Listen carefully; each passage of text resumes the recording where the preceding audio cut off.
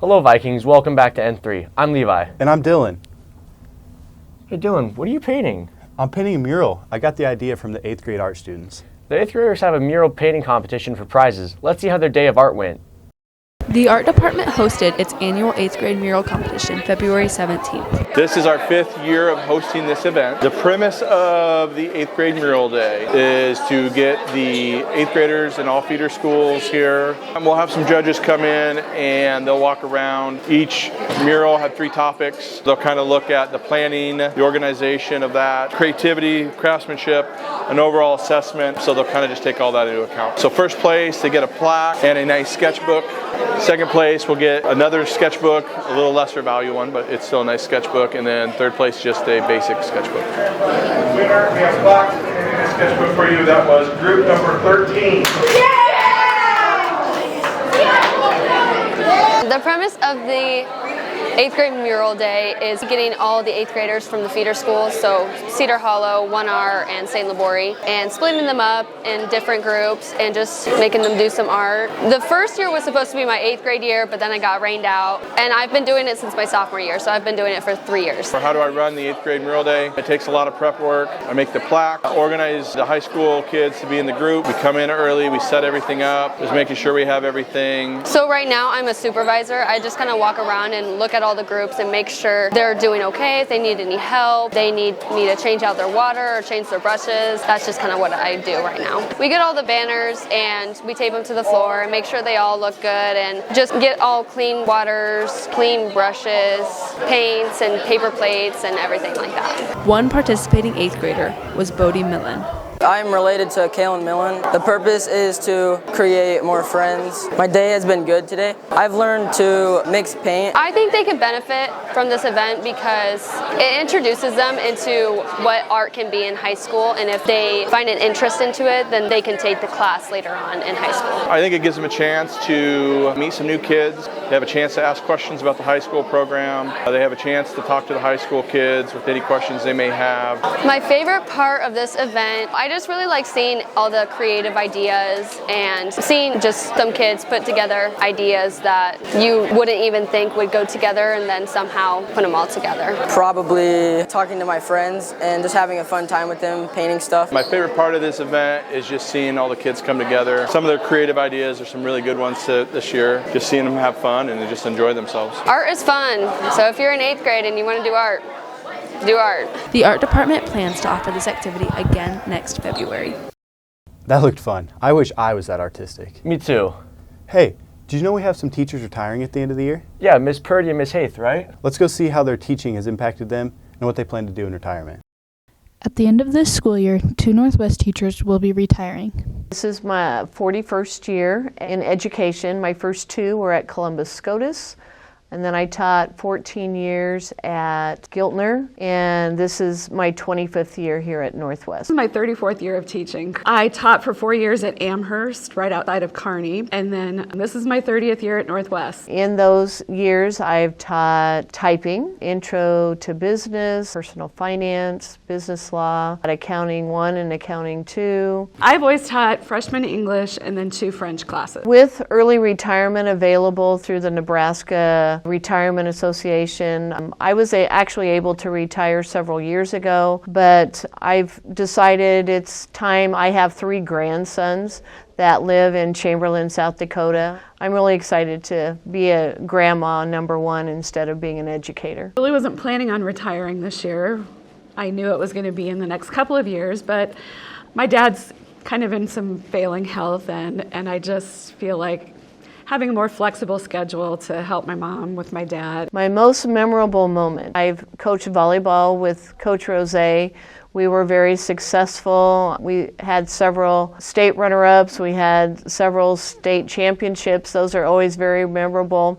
And then the last several years with soccer, we've been very successful there, and we've taken boys to state in soccer. I don't have like one super memorable moment, but I would just have to say just getting to know all the different teachers and students I've had the opportunity to get to know and work with has been awesome. I don't think there's probably a better school to work at than Northwest. I've enjoyed my 25 years here at Northwest. It's crazy how fast time really does fly by. If somebody would have asked how many years I'd been here, I would have never said 25, but time keeps moving on, and I enjoyed what I was doing here, but it's time for me to do something else. I'm a big quote person. I like to put a quote up on my board every day, and so I would just say I'd like to leave you with shoot for the moon, because even if you miss it, you'll land among the stars. Wow, the teachers have really had an impact on their students throughout the years. I'm definitely going to miss seeing Miss Purdy and Miss Haith in class and in the hallways.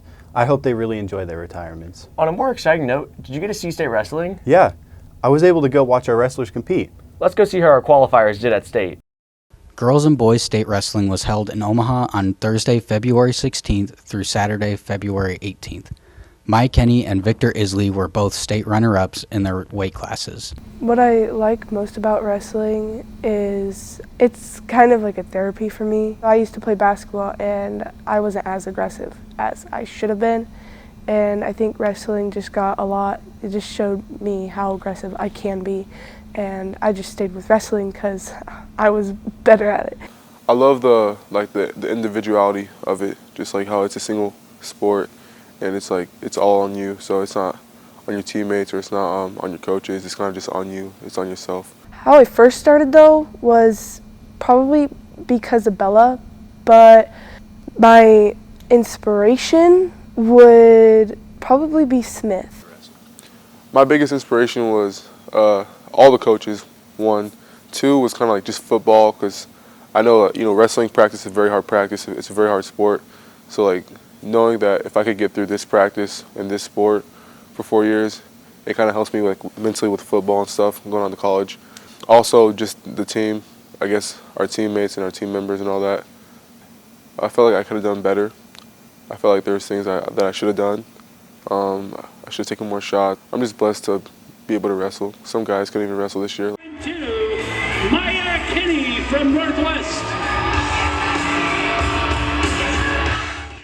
If I'm being completely honest, the 140 wasn't that hard, but there were a couple of girls that I did have problems with.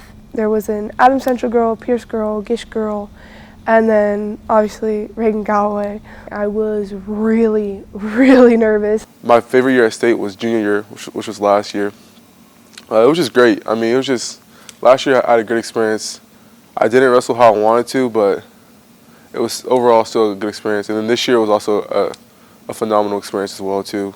Going into the finals and all that, it was a great experience. Met some cool guys and had a great experience with the parade and all that, so it was cool.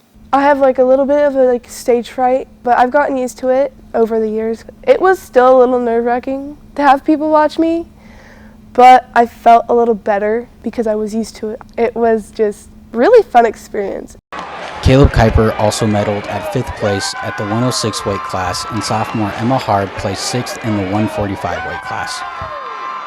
Dang, our wrestling team did pretty well at state. I wonder what our wrestlers would do for a Klondike bar, though. I'm not sure. Let's go find out. Hi guys, welcome back to Viking in the Village. Today's question is, what would you do for a Klondike bar? A what? What? A Klondike bar. What is that? What? You don't know what a Klondike bar is. So what would you do for a Klondike bar? I don't know the commercial. Just what would you do for a Klondike bar? I love Klondike bars. What's the most you would do? The most I would do? I'd bring you in the weight room and I'd bench press 135. I could do it 25 times. I see that. We might have to come back. Okay. I'll be waiting. I'll be ready. Sounds good.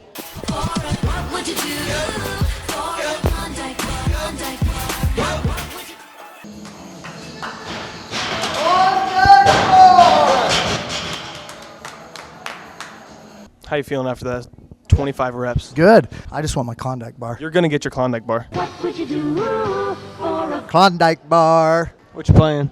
Card game. Card game. What would you do for a Klondike bar? For what? What would you do for a Klondike bar? Please tell me you know what that is. Nope. Why does no one know what a Klondike bar is? Oh, ice cream. Oh, shoot. I don't know. Kiss someone. Preferably female, or does it really matter? Yeah, a female. A female. If it was a guy, it had to be like extremely hot. What's the most you would do for a Klondike bar? I don't know. I'd probably kiss a guy. For a what? I would jump off a cliff. What'd I do for a Klondike bar? Yeah. You ever hear about the war crimes in Albania? I have not. That's what I did for a Klondike bar. Do you want to explain a little more? No. I would not hang up this phone call that you're interrupting. If you hang up the phone call, I'll give you a Klondike bar. I'm good, thanks. Sure? Wait, you want the Klondike bar? You want the Klondike bar? Klondike bar. Oh, sorry. Klondike bar, Klondike bar. Now we really know people really want Klondike bars. Yeah, for real. But that's going to be it for this week's broadcast. I'm Dylan. And I'm Levi. We'll see you next week.